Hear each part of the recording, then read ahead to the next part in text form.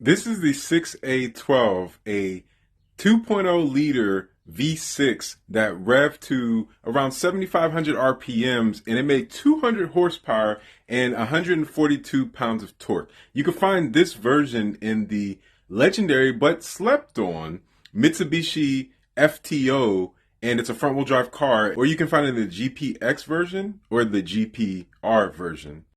Now we got to put some respect on Mitsubishi's name, because when we think about all motor, we always think about Nissans or Hondas. We're referring to the 90s, of course.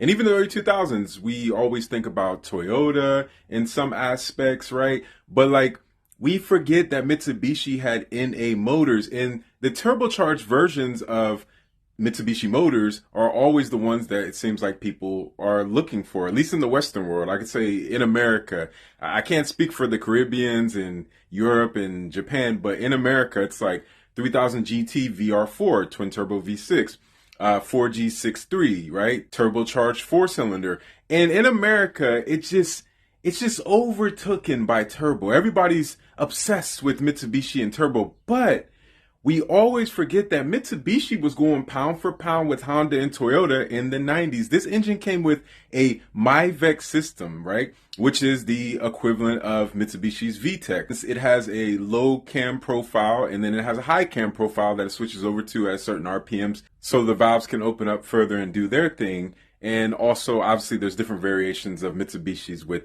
timing and lift.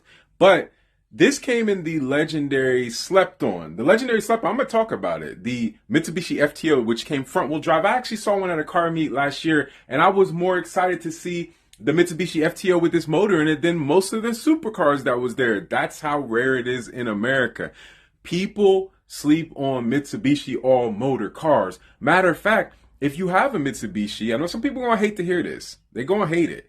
But if you want to go the all-motor route instead of the turbo route and have less problems, you should pick up this motor and tune it, and also a couple other Mitsubishi motors and tune it. And I just really, really, really wish that Mitsubishi would have kept going with all motors. They even had a V8 in one of their Mitsubishi trucks. I think it's called the Mitsubishi Raider. In case I'm giving y'all any ideas for a 3000 GT all motor, right? Slept on supercar, Mitsubishi supercar from the 90s. There's a supercar you can actually afford for cheap. But these Mitsubishi engines just give me such a racing vibe. And it was always that down and dirty, like Mitsubishi, like I'm a Japanese samurai. I mean, Mitsubishi was created by a samurai. If y'all don't know that story, look at it. So this always gave me that brute samurai force. When you hear just a big V6 Mitsubishi flying by